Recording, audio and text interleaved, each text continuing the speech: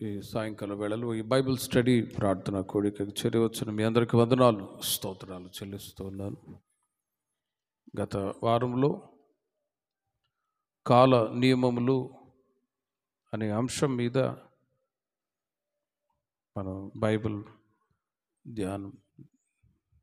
బైబిల్ని ధ్యానిస్తూ ఉన్నాం. బైబిల్ గ్రంథంలో 66 పుస్తకాలు ఉన్నాయి. బైబిల్ అర్థం అవ్వాలి అంటే, బైబిల్లో ఉంటున్న విషయాలు గ్రహించుకోవాలి అంటే ఖచ్చితంగా 10 కాలాల గురించి ప్రతి ఒక్క విశ్వాసి తెలుసుకొని ఉండాలి. అప్పుడే బైబిల్లో ఉంటున్న సంగతులన్నీ కూడా అర్థమవుతాయి. లేకపోతే గత వారంలో చెప్పినట్లుగా బైబిల్లో కొన్ని వాక్యాలని వాళ్ళు వేరే విధంగా అర్థం చేసుకొని ఆ విధంగా అనుసరించి నడవాలంటూ ఉంటారు. మరికొందరైతే దేవుని యొక్క వాక్యములో చెడు రాయబడింది కదా, పరిశుద్ధ గ్రంథమైతే అలా ఎందుకు రాయబడాలి అని రకరకాలుగా విమర్శించే వాళ్ళు ఉన్నారు, మాట్లాడే వాళ్ళు ఉన్నారు. కానీ డిస్పెన్సేషన్స్ అనే ఈ 10 కాలాల గురించి ఎరిగి ఉంటేనే బైబిల్ ఉంటున్న సంగతులన్నీ కూడా ప్రతి ఒక్కరు బైబిల్ చదవాలనుకున్న వాళ్ళకు అర్థమవుతుంది. కాబట్టి రక్షించబడి బాప్తిసం తీసుకొని దేవుని సన్నిధికి వస్తున్న మీరు రాబోయే రోజుల్లో ఇంకా దేవుని యొక్క వాక్యాలు మీరు చదివి వాటిని అర్థం చేసుకోవటానికి కావలసిన కృప దైవ జ్ఞానాన్ని దేవుడు ప్రతి ఒక్కరికి దయచేదురుగాక. కాల నియమములు అనే అంశం మీద గత వారములో 10 కాలాల్లో ఒకటి దూతల కాల నియమము అనే విషయాలు గత వారంలో మనం నేర్చుకున్నాం. ఈ రోజున అజ్ఞాన కాల నియమము అనే రెండవ కాలాన్ని గురించి, కాలములు, యుగములు, ఇంగ్లీష్లో డిస్పెన్సేషన్స్ అంటారు. ఇవి పర్యాయ పదాలు. దూతల కాల నియమము గురించి గత వారంలో తెలియచేసాము. దూతలు మనుషుడు సృష్టింపబడక మునుపు దేవుడు దూతల్ని సృష్టించారు. ఆ దూతల యొక్క పనులు ఏంటి, వాళ్ళు ఏ విధంగా వాళ్ళ కార్యక్రమాలు ఉంటాయి, దేవుడు వారికి ఏ పనులను నియమించాడు అనే విషయాలన్నీ కూడా మనం బైబిల్లో ధ్యానించాం. దూతలు ఓ పరిపూర్ణులుగా సృష్టింపబడ్డారు. అదే విధంగా వారికి శోధన కాలం కూడా ఉంది. వారికి కూడా స్వచిత్తం ఇవ్వబడింది కాబట్టి ఆ స్వచిత్తం ఆధారం చేసుకొని దేవుని యొక్క దూతలు వాళ్ళు దేవుడిచ్చినటువంటి సకల అధికారాన్ని, సౌందర్యాన్ని బట్టి గర్వపడి భూమి మీద త్రోసివేయబడ్డారు. యెషయా గ్రంథం 14వ అధ్యాయము 12వ వాక్యము నుండి 15వ వాక్యం, యెషయా గ్రంథం, యెహెజ్కేలు గ్రంథం 28వ అధ్యాయము 12వ వాక్యము నుండి 17 వాక్యాల వరకు గత వారములో మనం చదివినట్లుగా దేవుని యొక్క దూతలు పడిపోవటానికి 2 కారణాలు, ప్రాముఖ్యమైన కారణాలు ఉన్నాయి. యెహెజ్కేలు గ్రంథం 28వ అధ్యాయము 17 వాక్యాన్ని ఒకసారి మీరు గమనించి చూడండి. నీ సౌందర్యము చూచుకొని నీవు గర్వించిన వాడవై, నీ తేజస్సు చూచుకొని నీ జ్ఞానమును చెరుపుకొంటివి. కావున నేను నిన్ను నేలను పడవేసెదను, రాజులు చూచుచుండగా నిన్ను హేళనకు అప్పగించెదను అని అక్కడ దేవదూతల గురించి దేవాది దేవుడు యెహెజ్కేలు ప్రవక్త ద్వారా తెలియచేశాడు. అక్కడ మీరు గమనించండి, నేను నిన్ను నేలను పడవేసెదను అని. దేవుని యొక్క దూతలు ఉన్నారు. వాళ్ళలో కొందరు దూతలు వాళ్ళు గర్వించి వాళ్ళకున్న జ్ఞానాన్ని ఆధారం చేసుకొని అతిశయపడ్డప్పుడు అక్కడ ఆకాశము నుండి వాళ్ళు భూమికి పడద్రోయబడ్డారు. దూతలు పడిపోవటం వలన నీరాకారముగాను శూన్యముగాను భూమి మారిపోయింది. అజ్ఞాన కాలము అనేది దూతలు పడిపోవట మొదలుకొని ఆదాము వరకు ఉన్నటువంటి కాలాన్ని అజ్ఞాన కాలము అంటారు. అజ్ఞాన కాలము అంటారు. మనుషుడు దూతలు పడిపోయినది మొదలుకొని ఆదాము వరకు ఉన్నటువంటి కాలం అజ్ఞాన కాలము. దూతలు పడిపోవటం వలన భూమి నిరాకారముగా శూన్యముగా మారిపోయింది. ప్రేమిని వర్లరా, నేను కంటిన్యూ చేస్తున్నాను. దూతల కాలం ముగించబడిన తర్వాత నెక్స్ట్ అజ్ఞాన కాల నియమం ప్రారంభమైంది. ఆ అజ్ఞాన కాల నియమంలో దూతలు పడిపోవటం ద్వారా ఆదికాండం 1వ అధ్యాయం 1వ వాక్యంలో ఆదియందు దేవుడు భూమి ఆకాశములను సృజించెను. ఆల్రెడీ దేవుడు భూమిని ఆకాశమును సృష్టించి ఉన్నారు. దేవుడు మానవుని పట్ల ఒక గొప్ప ప్రణాళిక కలిగిన వాడై ప్రీప్లాన్తో దేవుడు తన కార్యాలు జరిగిస్తున్న సమయంలో దేవుని యొక్క దూతలు అతిశయించి గర్వించి భూమి మీద పడద్రోయబడ్డారు. తద్వారా భూమి అప్పటికే దేవుడు సృష్టించి ఉండగా భూమి నిరాకారముగాను శూన్యముగాను ఉండెను అని వ్రాయబడి ఉన్నది. ఎప్పుడైతే దేవుని యొక్క దూతలు భూమి మీద పడవేయబడ్డారో దేవుడు సృష్టించినటువంటి ఆ భూమి ఆకాశములు మరలా నిరాకారముగా శూన్యముగా మారిపోయాయి. డార్క్నెస్, చీకటి కమ్ముకున్నది. కానీ దేవుడు మానవుని ఎంతగానో ప్రేమించి ఒక ఉన్నతమైన ఉద్దేశాలు కలిగిన వాడై భూమి పడిపోయిన దూతల ద్వారా నిరాకారముగా శూన్యముగా మారిపోయి ఉంటే మరలా నూతనముగా దేవుడు సృష్టించాడు. ఆదికాండం 1వ అధ్యాయము 2వ ఈ 2 అధ్యాయాల్లో మీరు గమనించినట్లయితే 1వ అధ్యాయంలో మీరు గమనించండి, నేను చెప్తాను, మీరు రెఫరెన్స్ మాత్రం నోట్ చేసుకోండి. అక్కడ 6 రోజులు సృష్టిని దేవుడు చేసినట్లుగా మనం చదువుతూ ఉన్నాం. మీరు గమనించండి, నేను ఒక్కొక్కటిగా చెప్తాను. దేవుడు నిరాకారముగా శూన్యముగా ఉన్న ఈ భూమిని మరలా నూతనముగా సృష్టించాడు. 1వ అధ్యాయం 5వ వాక్యాన్ని మీరు నోట్ చేసుకొని చూడండి, నేను చెప్తాను. దేవుడు వెలుగునకు పగలనియు చీకటికి రాత్రి అనియు పేరు పెట్టును, అస్తమయమును ఉదయమును కలుగగా ఒక దినమాయును. మొదటి రోజు దేవుడు వెలుగును చీకటిని సృష్టించాడు.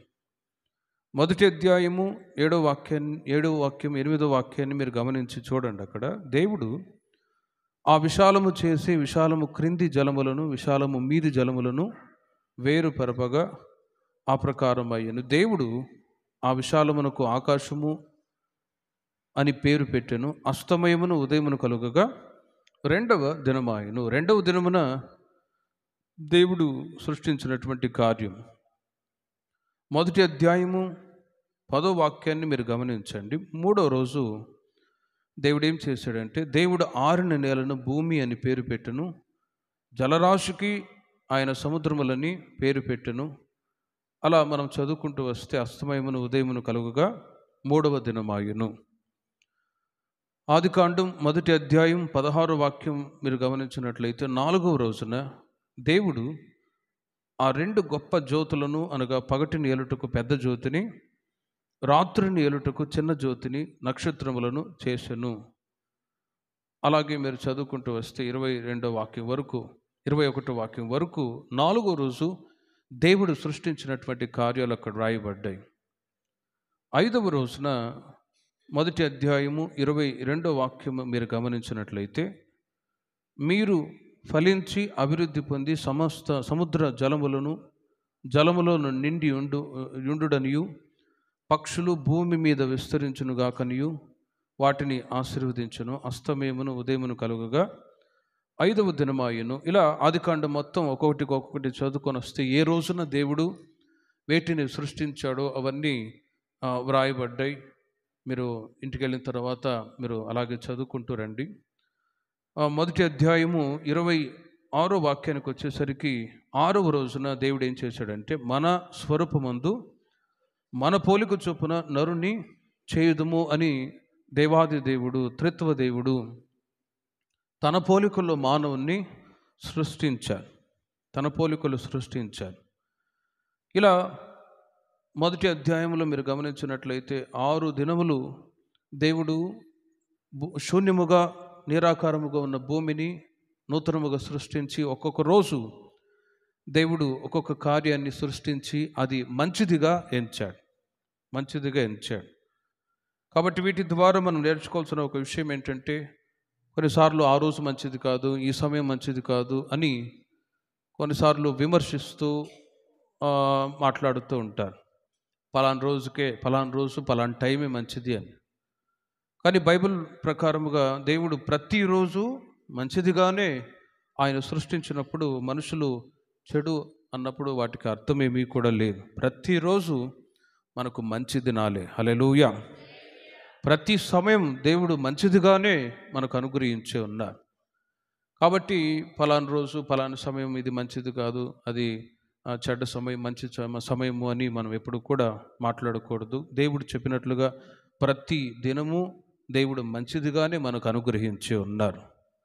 2వ అధ్యాయము 2వ వాక్యము మీరు గమనించినట్లయితే, 6 రోజులు దేవుడు తాను చేసిన పని 7వ దినములలో సంపూర్తి చేసి తాను చేసిన తన పని అంతటి నుండి 7వ దినమున విశ్రమించను అని వ్రాయబడింది. కాబట్టి దేవుడు ఆ 7వ దినమున ఆశీర్వదించి పరిశుద్ధపరచను. ఎలయనగా దానిలో దేవుడు తాను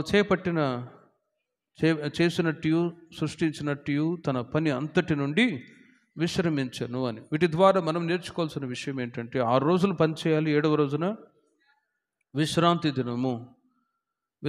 దినము. కాబట్టి 6 రోజులు దేవుడు సృష్టిని చేశారు, 7వ దినమున విశ్రమించను. కాబట్టి మోషే ధర్మశాస్త్ర గ్రంథంలో 6 దినములు పని చేయాలి, 7వ రోజున విశ్రాంతి దినము. ఆ రోజున ఏ ఒక్కరు కూడా పొయ్యి వెలిగించకూడదు, ఒకవేళ వెలిగిస్తే వాళ్ళని రాళ్ళతో కొట్టి చంపేవాళ్ళు అని ఒక విధి. కాబట్టి ఆదికాండం 1వ అధ్యాయము 2వ అధ్యాయములో మనం చదివినట్లుగా దేవుడు 6 రోజులు సృష్టి కార్యాన్ని చేసి తాను 7వ రోజున విశ్రమించినట్లుగా మనం చూస్తూ ఉన్నాం. అయితే అజ్ఞాన కాల నియమంలో జరిగినటువంటి కొన్ని ప్రాముఖ్యమైన అనుభవాలు ఏంటంటే, 6వ రోజున మీరు గమనించండి, అక్కడ 26వ వాక్యములో మన స్వరూపమందు మన పోలిక చొప్పున నరులను చేయుదుము అని త్రిత్వ దేవుడు కలిసి నరుణ్ణి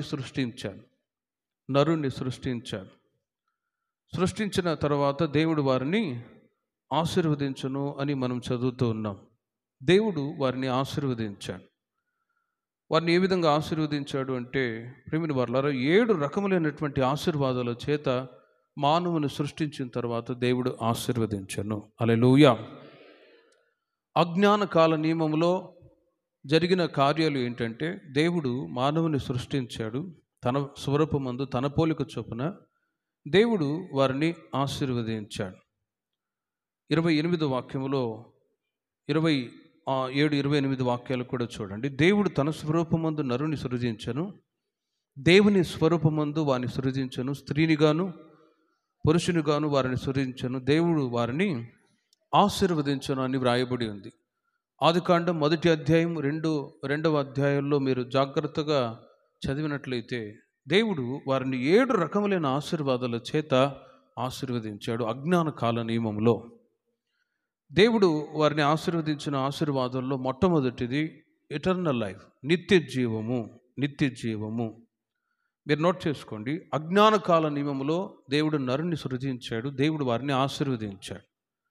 దేవుడు వారిని 7 రకములైన ఆశీర్వాదాల చేత ఆశీర్వదించాడు. ఒకటి నిత్య జీవము. ఆదికాండం 2వ అధ్యాయము 9వ వాక్యములో మీరు ఇప్పుడు చదవండి.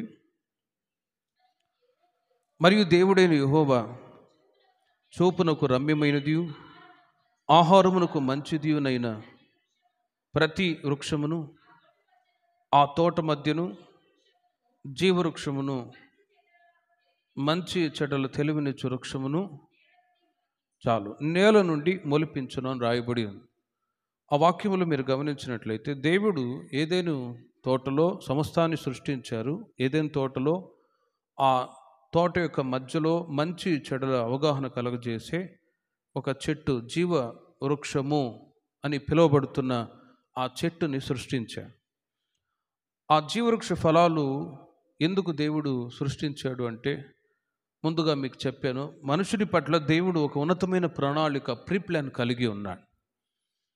జీవవృక్ష ఫలాలు ఉన్నటువంటి ఆ చెట్టుని ఏదైనా తోట మధ్యలో సృష్టించారు. అక్కడ ఉండగా ఆ జీవవృక్ష ఫలాలు తిని మనిషి జీవములో ఎదగాలని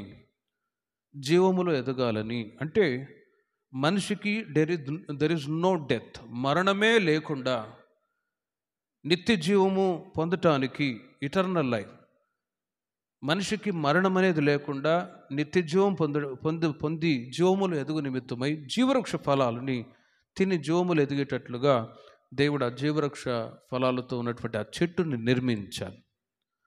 ప్రియమైన వారలారా, ఇంకా మీకు అర్థమయ్యేటట్లు చెప్తాను. జీవవృక్ష ఫలాలు తిని జీవములు ఎదగవలసిన మానవుడు దేవుని యొక్క ఆజ్ఞను మీరి మనిషి ఆయుష్ అంటే నిత్యరాజ్యానికి వారసుడు అవడం కాదు, కానీ మనిషి యొక్క ఆయుష్ తగ్గుతూ వచ్చింది. ఆదికాండం 3వ అధ్యాయము 22వ వాక్యాన్ని మీరు గమనించి చూడండి. దేవుడైన యెహోవా మంచి చెడులను ఎరుగునట్టు ఆదాము మనలో ఒకని వంటి వాడాయను. చాలు, చదవండి. అతడు ఒకవేళ తన చేయి చాచి జీవవృక్ష ఫలములను కూడా తీసుకొని తిని, చూడండి, నిరంతరము జీవించినేమో అని. చాలు, ఆ వాక్యాన్ని మీరు నోట్ చేసుకోండి. 2వ అధ్యాయం 9వ వాక్యం, 3వ అధ్యాయం 22 వాక్యాలు. ఈ వాక్యాన్ని లోతుగా మనం ఆలోచించినట్లయితే, జీవవృక్ష ఫలాలు తిని మనిషి జీవములు ఎదిగేటట్లుగా, నిత్య జీవాన్ని పొందేటట్లుగా దేవుడు ఓ ప్లాన్తో ఆ చెట్టు నిర్మించి ఉండగా, సృష్టించి ఉండగా, సాతాను నిరాకారముగా శూన్యముగా ఉన్నటువంటి భూమి మీద పడ్డప్పుడు భూమి నిరాకారముగాను శూన్యముగాను మారిపోయింది. సాతానుడు వచ్చి మనిషి నిత్యరాజ్యానికి, లేకపోతే నిత్యము జీవించే ఆ అనుభవాన్ని సాతానుడు చెడగొట్టాడు. ఆ తర్వాత మీకు చెప్తాను. ఒకటి, నిత్య జీవం అనే ఆశీర్వాదాన్ని మానవునికి దేవుడు అనుగ్రహించాడు. జీవవృక్ష ఫలాలు తిని జీవములు ఎదగాలని ప్రభు కోరుకొని ఆ జీవవృక్ష ఫలాలతో నిండి ఉన్న చెట్టును నిర్మించారు. కానీ ప్రియమైన వారలారా, ఆ చెట్టులో ఉంటున్న ఒక బెనిఫిట్, ఒక ఆశీర్వాదం ఏంటంటే నిరంతరము జీవించును. అక్కడ వ్రాయబడి ఉన్న మాటను మీరు నోట్ చేసుకోండి. నిరంతరము జీవించున్నట్లు. మనిషికి మరణం అనేది లేదు, నిరంతరము జీవించేటట్లుగా ఒక ముందుగా దేవుని ఉద్దేశాలు ప్రభు కలిగి ఉన్నాడు. కాబట్టి నిత్య జీవం అనే ఆశీర్వాదం, ఇంకా మీకు అర్థమయ్యేటట్లు చెప్పాలి అంటే, ఆదికాండం 5వ అధ్యాయము 5వ వాక్యాన్ని మీరు చూడండి. ఆదాము బ్రతికిన దినములన్నీ 930 ఏండ్లు, అప్పుడు అతడు మృతి పొందెను అని వ్రాయబడి ఉంది. గమనించండి, ఎప్పుడైతే దేవుడు ఆదాముని అవ్వని సృష్టించారో, జీవవృక్ష ఫలాలు తిని జీవములు ఎదుగుతూ వచ్చారు. ఎంతవరకు చూడండి, 930 సంవత్సరాలు వరకు. మనిషి 100 సంవత్సరాలు బ్రతకడమే గ్రేట్ అంటే, 200 సంవత్సరాలు, 300 సంవత్సరాలు, 400, 900 సంవత్సరాలు వయసు వచ్చింది. 900 సంవత్సరాలు. ఆ మధ్యలో 900 సంవత్సరాలు దాటిన తర్వాత ఒకవేళ సాతానుగాడు వచ్చి శోధించినప్పుడు ఆ జీవవృక్ష ఫలాలు తినకూడని దేవుడు చెప్తాడు, ఆగాలి. ఇంకా మీకు అర్థమవ్వాలంటే, ఎవరైనా అప్పుడప్పుడు పిల్లలకి గిఫ్ట్ ఇస్తాను తీసుకెళ్ళి, బర్త్డే అంటారు. ఆ మధ్య ఒక ఇంటికి వెళ్ళాను, ఒక చాక్లెట్ తీసుకెళ్ళా ప్లస్ ఒక గిఫ్ట్. వాడు వెంటనే, అన్న ఏ గిఫ్ట్ తెచ్చారా అని చెప్పి వెంటనే లాక్కొని ఓపెన్ చేసి చూడాలనే ఆతురత. అలాగే జీవవృక్ష ఫలాలు తింటే ఏమవుద్ది? ఆ తర్వాత మీరు ఆ అధ్యాయంలో మీరు చదువుకున్నట్లయితే సాతానుగాడు చెప్తున్నాడు, తింటే నీవు దేవతవలే అవుతావు, అందుకే దేవుడు తినవద్దు అన్నాడు అనేసరికి ఆ శోధనలో, కుయుక్తిలో పడి నిత్య జీవం అనే ఆశీర్వాదాన్ని ఆదాము పోగొట్టుకున్నారు. ఆ రోజు నుండి మనిషి యొక్క ఆయుష్, జీవవృక్ష ఫలాలు తిని జీవములు ఎదగవలసిన వాళ్ళు గ్రాడ్యువలీ మనిషి యొక్క ఆయుష్ తగ్గుతూ వచ్చింది. ప్రియమైన వారలారా, గమనించండి, ఆదాము బ్రతికిన దినములన్నీ 930 ఏండ్లు. వృక్షాయుష్ వలె మనిషి యొక్క ఆయుష్ జీవములు ఎదుగు నిమిత్తమే జీవవృక్ష ఫలాలు తినాలి, జీవములు ఎదగాలని ప్రభు కోరుకొని నిత్య జీవమనే ఆశీర్వాదాన్ని దేవుడు అనుగ్రహిస్తే ఆ ఆశీర్వాదాన్ని మనిషి ఆదాము పోగొట్టుకున్నాడు. రెండవ ఆశీర్వాదం దేవుని స్వరూపము. ఆదికాండం 1వ అధ్యాయము 26-27 వాక్యాలు మీరు చూడండి.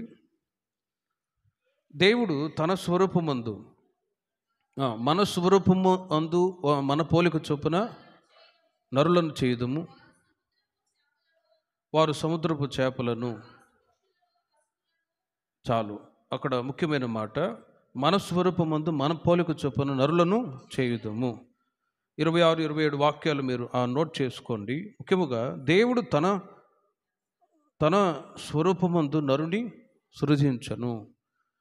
దేవుడు ఎలా ఉన్నాడు అనటానికి మనం ఎలా చెప్పుకోవచ్చు అంటే, ఆయన ఎలా ఉన్నాడో మనం కూడా అలాగే ఉన్నాం.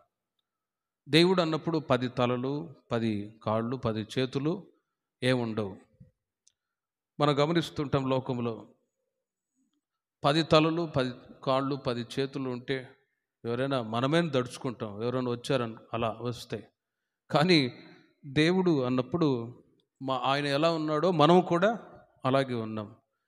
అక్కడ మీరు గమనించండి, మన స్వరూపమందు మన పోలిక చొప్పున నరులను చేయుదుము అని దేవుడు తన పోలిక చొప్పున మనల్ని సృజించాడు. కాబట్టి దేవుడు మనము ఎలా ఉన్నామో ఆయన ఎలా ఉన్నాడో మనం కూడా అలాగే ఉన్నాము. మన స్వరూపమందు మన పోలిక చొప్పున నరులను చేయుదుమని దేవుని స్వరూపమందు మానవుడు సృష్టింపబడ్డాడు. మూడవదిగా దేవునితో సహవాసం కలిగిన వ్యక్తి ఆదాము. ప్రియమైన వారలారా, ఒకటి, నిత్య జీవమని ఆశీర్వాదాన్ని ఆదాము అవ్వ పొంది ఉన్నారు. రెండవది, దేవుని స్వరూపము కలిగిన వాళ్ళు. దేవుని స్వరూపము, దేవుడు ఎలా ఉన్నాడు అంటే ఆయనలాగే మనం ఉన్నాం. మనం ఎలా ఉన్నాం, ఆయన 10 కాళ్ళు 10 చేతులు ఏమి కూడా లేవు. కాబట్టి సృష్టి అనేది గ్రేట్నెస్, చాలా గొప్పది. మానవుని యొక్క సృష్టి చాలా గొప్పదండి. మూడవదిగా ఆదాముకు దేవుడు అనుగ్రహించిన ఆశీర్వాదాలు, దేవునితో సహవాసం. ఆదికాండం 3వ అధ్యాయము 8వ వాక్యాన్ని మీరు గమనించండి. ప్రతి చల్లపూటను ఆదాము అతని భార్యయు తోటలో సంచరించుచున్న దేవుడైన యెహోవా స్వరమును విని. చాలు, చల్లపూటను ఆదాము అతని భార్యయు తోటలో సంచరించుచున్న దేవుడైన యెహోవా స్వరమును విని. ప్రతి సాయంత్రం దేవుడు ఆదాము అవ్వని దర్శించటానికి వచ్చేవాడు. దేవుడు ఒక ప్రీప్లాన్ కలిగి ఉన్నాడు. నేను మనిషిని సృష్టిస్తాను, ప్రతి సాయంత్రం వారితో నేను మాట్లాడుతాను, వారు నాతో మాట్లాడతారు. ప్రియమైన వారలారా, దేవుడు మన మీద ఎంత అఫెక్షన్ కలిగి ఉన్నాడంటే, ఉదాహరణకి మీరు గమనించవచ్చు, హాస్టల్లో కొందరు పిల్లలు ఉంటారు. అప్పుడప్పుడు చెప్తూ ఉంటారు, అన్నా రేపు ఆదివారం రాలేనన్నా. ఎందుకమ్మా అంటే, మా పిల్లల్ని చూడాలి అని అంటారు. అఫెక్షన్ చూడండి, అఫెక్షన్. పిల్లల్ని చూడాలి, వాళ్ళని పలకరించాలి, ఎలా ఉన్నారో, వాళ్ళకి హాస్టల్లో సరైన ఫెసిలిటీస్ ఉన్నాయో లేవో అని. మీ పిల్లలు ఉన్నప్పుడు వాళ్ళ మీద ఎంత ఎఫెక్షన్ ఉంటుంది. దూరంగా ఉన్నప్పుడు ప్రతిరోజు ఫోన్ చేసి మాట్లాడతారా లేదా? ఖచ్చితంగా మాట్లాడతారు. మా ఎలా ఉన్నావు, అబ్బాయి ఎలా ఉన్నావు.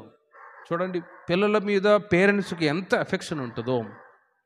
పరలోకంలో ఉంటున్న దేవాది దేవుడు కూడా మానవుని సృజించి ప్రతి చల్లపూట, సాయంత్రం పూట వాళ్ళతో సంభాషించాలి, మాట్లాడాలి అని ఒక గొప్ప ప్రణాళిక దేవుడు కలిగి ఉన్నాడండి. హల్లెలూయా.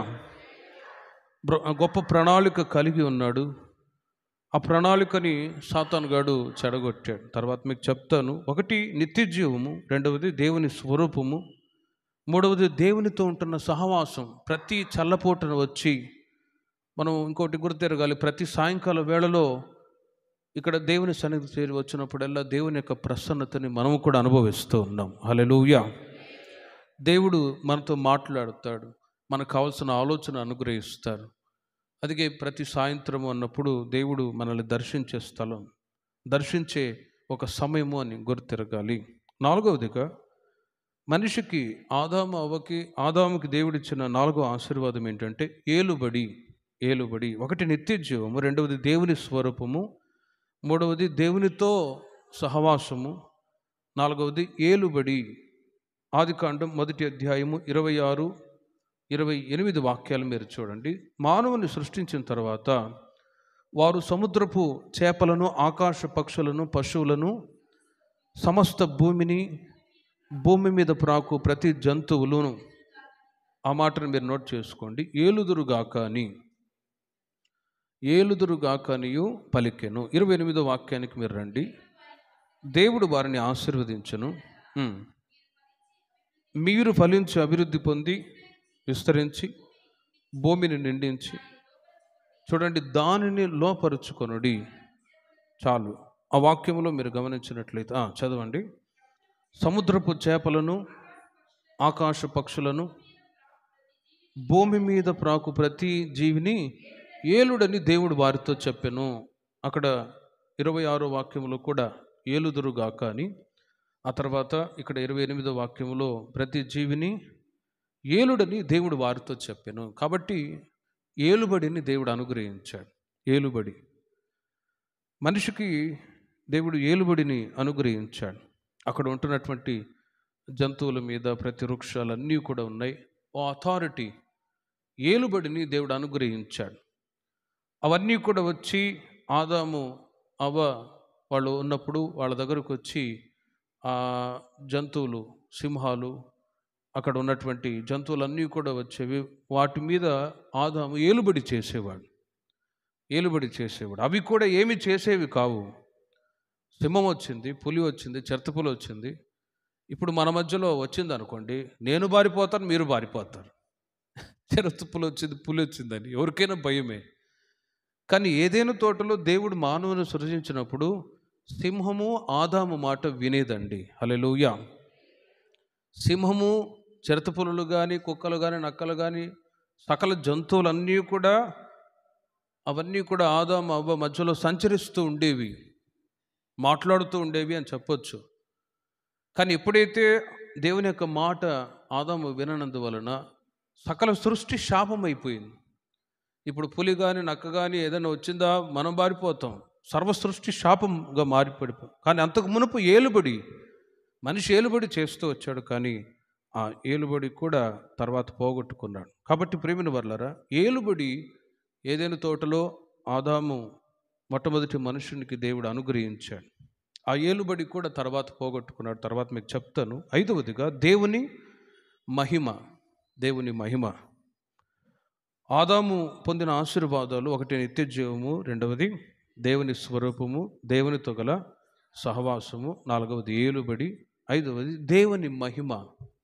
ఆదికాండం 2వ అధ్యాయము 25వ వాక్యాన్ని మీరు చూడండి. అప్పుడు ఆదామును అతని భార్యయు వారిద్దరూ దిగంబరులుగా ఉండిరి, అయితే వారు సిగ్గు ఎరుగకయుండిరి.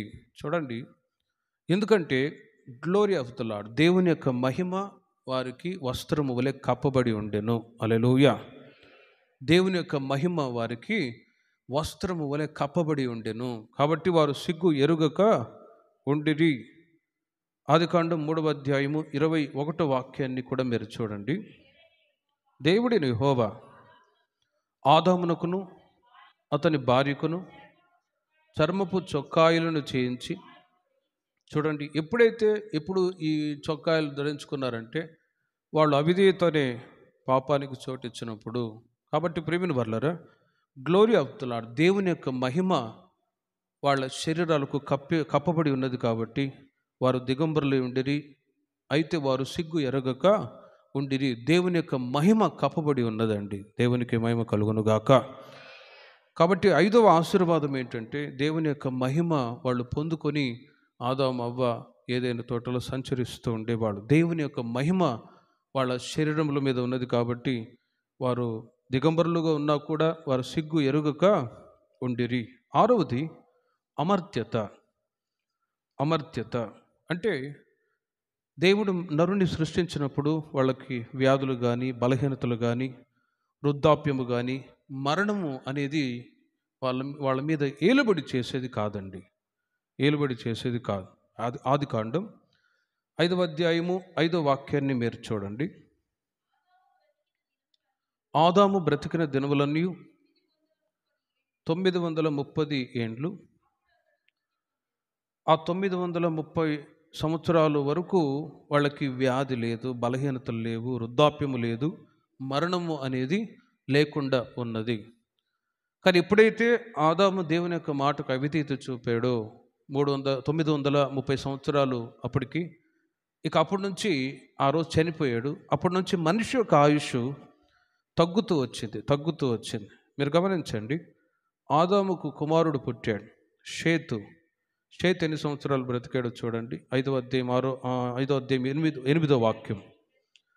8వ వాక్యములో షేతు బ్రతికిన దినములన్నీ 912 ఏండ్లు.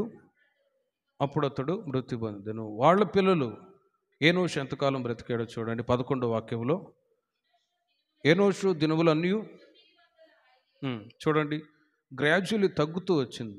905 ఏండ్లు. తర్వాత వాళ్ళ సంతతి కీనాను 910 ఏండ్లు.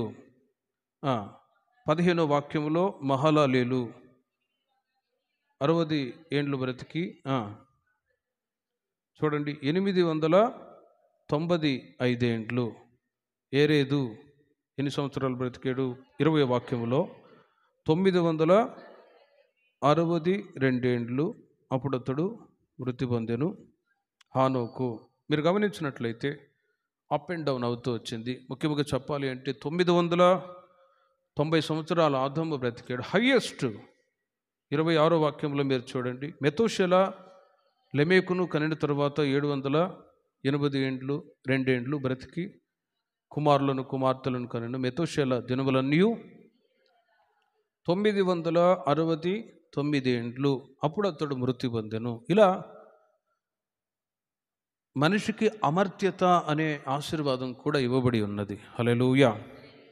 అమర్త్యత అంటే మనిషి బ్రతికిన జీవితకాలం అంతయు కూడా వ్యాధి లేదు, బలహీనతలు లేవు, వృద్ధాప్యము లేదు, మరణం అనేది లేకుండా మానవుని దేవుడు సృష్టించాడు. కానీ ఎప్పుడైతే అవిధేయతకు చోటిచ్చాడో, అవిధేయతని పాపానికి చోటిచ్చాడో, మనిషి యొక్క ఆయుష్ రోజు రోజుకి సంవత్సరాలు గడిచే కొలది తగ్గుతూ వచ్చింది. ఇప్పుడు మనిషి యొక్క ఆయుష్ ఎంత అని అంటే ఏమంటాం? 60 సంవత్సరాలు, అధిక బలం ఉంటే 70 సంవత్సరాలు అని కీర్తనల్లో రాయబడి ఉంది. ఇండియాలో వాళ్ళు సర్వేస్ చేసి చెప్తున్నారు, ఇండియా మనిషి యొక్క ఆయుష్ 40 సంవత్సరాలే అట. 40 సంవత్సరాలు దాటి ఒక 50 సంవత్సరాలకు వస్తే గ్రేట్ అంటూ ఉన్నారు. మనిషి బలహీనతలు వస్తున్నాయి, వ్యాధి వస్తుంది, వృద్ధాప్యం వస్తుంది, మరణం. వాటి గల కారణం ఏంటంటే సిన్, అవిధేయత అనే పాపాన్ని బట్టి, ఆదాము చేసిన పాపాన్ని బట్టి. అలాగని ఆదాంని ఒక వ్యక్తి యవనస్తుడు తిట్టాడు. ఆ ప్లేస్లో నేనుంటే నేను ఆ పండు తినేవని కాదన్నా అని అన్నాడు. కానీ ప్రియమైన వర్లరా, బైబిల్ని లోతుగా ఆలోచిస్తే నేనున్నా మీరున్నా ఆ ప్లేస్లో ఖచ్చితంగా ఆ పండు తినేవాళ్ళం. ఎందుకంటే మనిషికి స్వచిత్తం ఇవ్వబడి ఉన్నది. మనిషికి ఏమి ఇవ్వబడి ఉన్నది? స్వచిత్తం. మనిషి స్వచిత్తాన్ని ఆధారం చేసుకొని ఆ పండు తిన్నాడండి. మృపమితో చెప్పినట్లుగా ఆ బుడ్డి పిల్లకి గిఫ్ట్ ఇచ్చాను, ఇప్పుడే తీసి చూడాలని ఆశ. అలాగే పండు తినవద్దని సస్పెన్స్లో దేవుడు పెట్టి వెళ్ళిపోయాడు. తింటే ఏమవుద్ది? ఎందుకు తినొద్దన్నాడు? తింటే ఏమైద్ది? అలాగ మధ్యలో సాతాను కూడా వచ్చి నువ్వు తింటే దేవతవలే అవుతావు అనేసరికి మేఘాల మీదకి వెళ్ళిపోయింది అవ్వమ్మ. పొగడేసరికి వెంటనే ఆమె తినకూడని పండ్లు తిన్నది, తన భర్తకు కూడా ఇచ్చింది. తర్వాత మీకు రెఫరెన్స్ చదువుదురు. 6వది అమర్త్యత. అమర్త్యత అనే ఆశీర్వాదం కూడా ఇచ్చాడు. కానీ మనిషి అవిధేయతను బట్టి వ్యాధి, బలహీనత, వృద్ధాప్యము, తర్వాత డెత్, మరణాలు కూడా వస్తూ ఉన్నాయి. 7వదిగా స్వాస్థ్యము. ఆదికాండం 1వ అధ్యాయం 28వ వాక్యాన్ని మీరు చూడండి. దేవుడు వారిని ఆశీర్వదించను, ఎట్లనగా మీరు ఫలించి అభివృద్ధి పొంది విస్తరించి భూమిని నిండించి ఆ,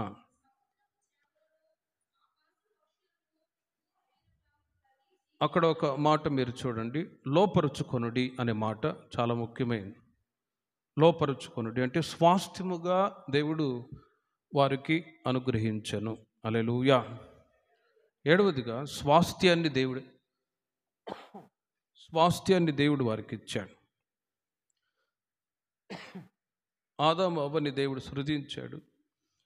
ఆ తోటని సమస్తాన్ని లోపరుచుకొనుడి, లేక వాటిని స్వాధీనపరుచుకొనుడి అని స్వాస్థ్యముగా ఏదైనా తోటని ఇచ్చాడు. ఇలా 7 రకములైనటువంటి ఆశీర్వాదాలు ఆదాముకు అవ్వకి ఇవ్వబడినది. ఒకటి మరలా రిపీట్ చేస్తాను. ఒకటి నిత్య జీవం, రెండవది దేవుని స్వరూపము, మూడవది దేవునితో గల సహవాసం, నాలుగవది ఏలుబడి, ఐదవది దేవుని మహిమ, ఆరవది అమర్త్యత, ఏడవది స్వాస్థ్యము.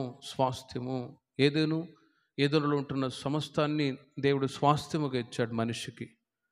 కానీ ప్రియమైన వర్లరా, దేవుడు ఒక ప్రీప్లాన్తో ముందు ఒక గొప్ప ప్రణాళిక ఆలోచన కలిగి మానవుని ఇట్టి ఆశీర్వాదాల చేత నడిపించుచున్న సమయంలో, ప్రియమైన వర్లరా, మొదటి అధ్యాయంలో మనం చదివినట్లుగా మొదటి వాక్యములో భూమి శూన్యముగా నిరాకారముగా ఉన్నది. ఆకాశ మండలము నుండి దురాత్మల సమూహాలు భూమి మీద పడ్డ వెంటనే ఏం జరిగింది? దేవుడు క్రొత్తగా సృష్టించాడు. కానీ ఆ తోటలో సాతానుగాడు కూడా ఉన్నాడు. 3వ అధ్యాయము 2వ వాక్యములో మీరు చూడండి. వాడు వచ్చి అందుకు స్త్రీ 3వ అధ్యాయం మొదటి వాక్యములో మీరు చూడండి. సమస్త భూజంతువులలో సర్పము కూడా ఉంది, యుక్తిగలదై ఉండెను. అది ఆ స్త్రీ దగ్గరికి వచ్చి చెప్తుంది, ఇది నిజమా? ఈ తోట చెట్లలో దేని ఫలమునైనను మీరు తినకూడదని దేవుడు చెప్పినా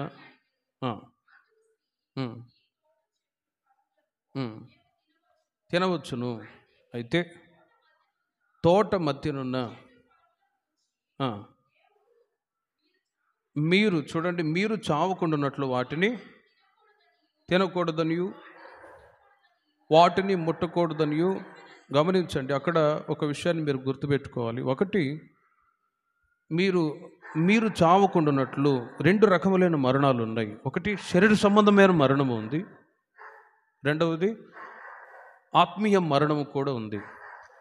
ఆత్మీయ మరణము ఉంది.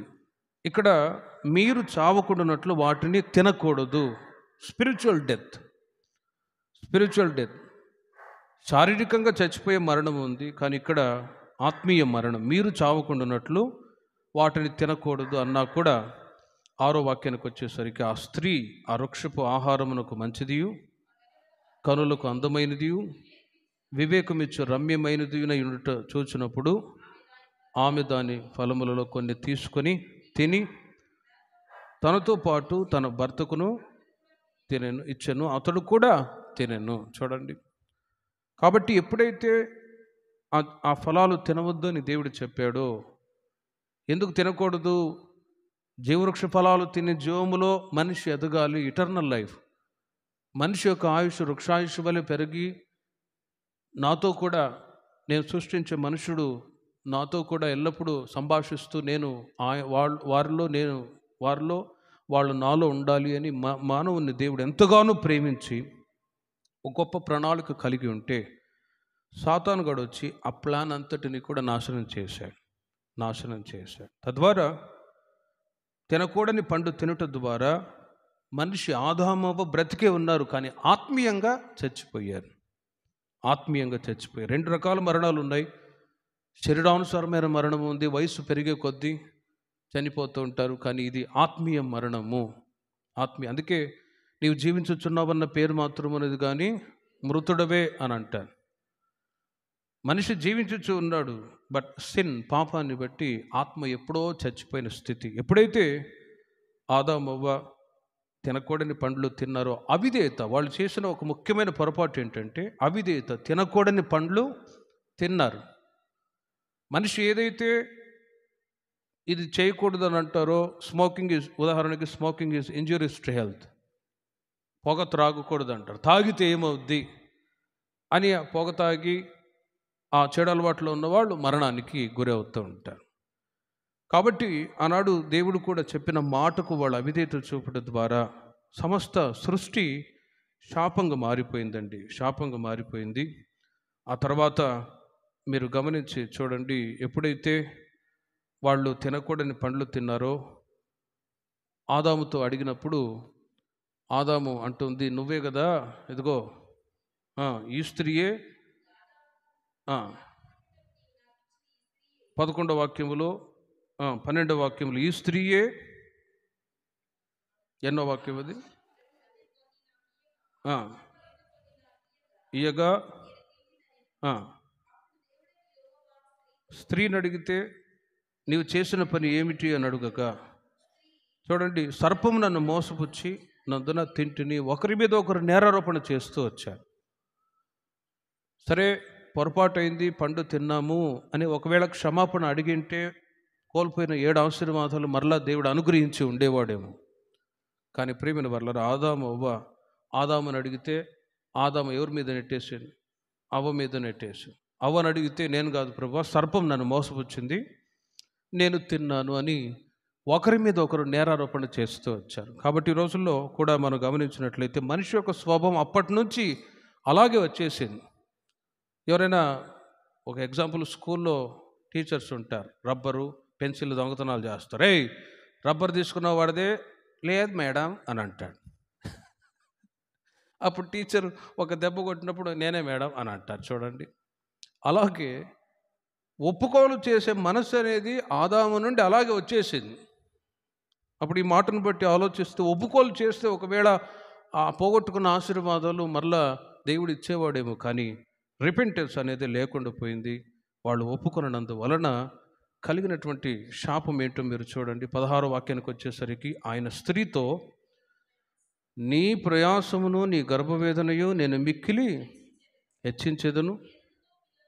చూడండి, వేదనతోనే పిల్లల్ని కందువు. చూడండి, వేదనతోని, ఆ వేదన ఏంటో తల్లులారా మీకే తెలుసు. ఆ మధ్య డౌట్ క్లియర్ చేసుకోలే, తల్లిగారు ఆత్మీయంగా ఉంటారు, అమ్మా ఆ వేదన ఎలా ఉంటుంది అంటే, అయ్యా లారీ కింద పోయి పడి సర్దిపోదాం అనిపించింది అయ్యా, అంతటి వేదన అని అంటది ఆమె. అంతటి వేదన. ప్రియమైన వర్లరా, ఆదాముకు వచ్చిన శాపం ఏంటో చూడండి. నీవు నీ భార్య మాట విని, 17 వాక్యములు 3వ అధ్యాయం, తినవద్దని నేను నీకు ఆజ్ఞాపించిన వృక్షఫలములు తింటిని గనుక. చూడండి, ప్రయాసముతోనే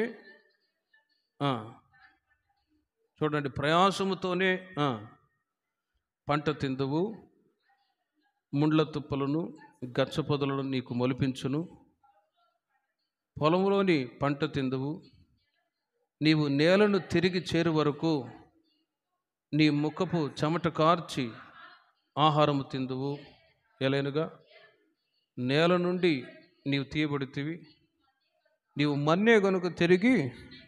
చూడండి, ఇలా ఆదాము అవ్వకి అన్నాడు వాళ్ళు దేవుని యొక్క మాట వినకపోవటం వలన వచ్చిన శాపం. నీవు మన్నే గనుక తిరిగి మన్నైపోదుము. మేమెట్ట మన్న అంటారేమో, బాగా చెమట వచ్చినప్పుడు ముఖాన్ని ఇలా రుద్దుకొని చూడండి, తేన వచ్చిద్దా? ఏమొచ్చింది? చెమట, మట్టి వచ్చింది. కాబట్టి నువ్వు మన్నే కనుక తిరిగి మన్నైపోదువు. కాబట్టి ప్రేమిన వర్లరా, మనిషి ఎప్పుడైతే దేవుని యొక్క మాట వినకపోయాడో 22వ వాక్యానికి వచ్చేసరికి, అప్పుడు దేవుడైన యెహోవా ఇదిగో మంచి చెడులను ఎరుగునట్లు మనలో ఒకని వంటి వాడయ్యను. కాబట్టి చూడండి, త్రిత్వదేవుడు అనుకున్నారు. గతంలో మీకు త్రిత్వాన్ని గురించి చెప్పింది. అందుకే సృష్టిని చేసింది ఎవరంటే తండ్రి, కుమార, పరిశుద్ధాత్మ, త్రిత్వదేవుడు కలిసి సృష్టిని చేశారు. అందుకే సింగులర్గా కాకుండా మేము మేము మేము అనే మాట ఆ 3 అధ్యాయాల్లో మీరు గమనిస్తారు. అందుకే ఇక్కడ కూడా మీరు చూసినట్లయితే మనలో ఒకని వంటి వాడాయను కాబట్టి అతడు ఒకవేళ తన చెయ్యి చాచి, ఇప్పుడు ఆల్రెడీ చచ్చిపోయాడు, ఆత్మీయంగా చచ్చిపోయి ఆశీర్వాదాలు 7 ఆశీర్వాదాలు పోగొట్టుకున్నాడు. ఒకవేళ మరలా ఆశీర్వాదాలు కావాలని చెయ్యి చాచి జీవవృక్ష ఫలములను కూడా తీసుకొని తిని నిరంతరము జీవించునేమో అని. అంటే ఎందుకు దేవుడు అలా చేశాడంటే, దేవుడు మనిషి పట్ల ఉంచిన ప్లాన్. ఇప్పుడు సాతాను చెడగొట్టాడు, ఒకవేళ మరలా సాహసించే పండ్లు తింటాడేమో. కాబట్టి దేవుడు ఏం చేశాడంటే, అతడు ఏ నేల నుండి తీయబడినో దాన్ని సేద్యపరచు ఏదైనా తోటలో నుండి, చూడండి, ఏదైనా తోటలో నుండి పంపివేశాడు. ఆ రోజు నుండి మనిషి నిత్య జీవాన్ని పోగొట్టుకున్నాడు. దేవునితో ఉంటున్న స్వరూపం పోయింది, దేవునితో ఉన్న సహవాసం తొలగిపోయింది, ఏలుబడి తొలగిపోయింది. దేవుని యొక్క మహిమ అంతవరకు, దేవుని మహిమ వాళ్ళ శరీరాల మీద ఉండగా వారు సిగ్గు ఎరగకపోయి ఉన్నారు. వాళ్ళు ఇప్పుడు ఏం చేశారంటే చర్మపు చొక్కాయలను చేయించి వారికి తొడిగించను. అందుకే చొక్కాలన్నీ వచ్చాయి. ఇవన్నీ అందుకే లోతైన సత్యాలు ప్రేమిన వర్లరా. నిరంతరము జీవించవలసిన మనిషి ఆ ఇటర్నల్ లైఫ్, నిత్య జీవాన్ని మనిషి పోగొట్టుకున్నాడు. కాబట్టి ప్రేమిన వర్లరా, ఇది అజ్ఞాన కాల నియమంలో జరిగిన సంగతులు. దేవునికి మహిమ కలుగును గాక. మీకు అర్థమై ఉంటుంది అనుకుంటాను. హల్లెలూయా. ఒకటి దూతల కాల నియమము, రెండవది అజ్ఞాన కాల నియమము. అజ్ఞాన కాల నియమంలో దేవుడు మనిషికి 7 రకములైన ఆశీర్వాదాలు ఇచ్చాడు. కానీ వీటిని మనిషి తన స్వచిత్తాన్ని ఆధారం చేసుకొని తింటే ఏమవుద్ది అని అవ్వ తిన్నది, తన భర్త కూడా ఇచ్చేసింది. తద్వారా మనిషి పొందుకున్న 7 ఆశీర్వాదాలు పరిపూర్ణంగా పోగొట్టుకున్నాడు. కానీ ఒక లోతైన సత్యం ఏంటంటే, కొరింథీ పత్రికలో పౌలు గారు తెలియజేస్తారు, మొట్టమొదటి మనుషుడైన ఆదాము ద్వారా మరణము కలిగితే రెండవ ఆదామైన యేసుక్రీస్తు ద్వారా మృతుల పునరుత్థానము కలిగెను. హల్లెలూయా. అది అది అది మెసేజ్ వస్తుంది, కానీ ఇది బైబిల్ స్టడీ కాబట్టి ఇక నేను నెక్స్ట్ మనసాక్షి కాల నియమము, ధర్మశాస్త్ర కాల నియమాన్ని గురించి వచ్చే వారం చెప్తారు. ఈ మాటల చేత నా దేవుడు మిమ్మల్ని ఆత్మీయంగా బలపరిచి ఉన్నారు. దేవునికి మహిమ కలుగును గాక. ప్రార్థన చేసుకుందాం. అజ్ఞాన కాల నియమములో మనిషి పోగొట్టుకున్నటువంటి 7 ఆశీర్వాదాలు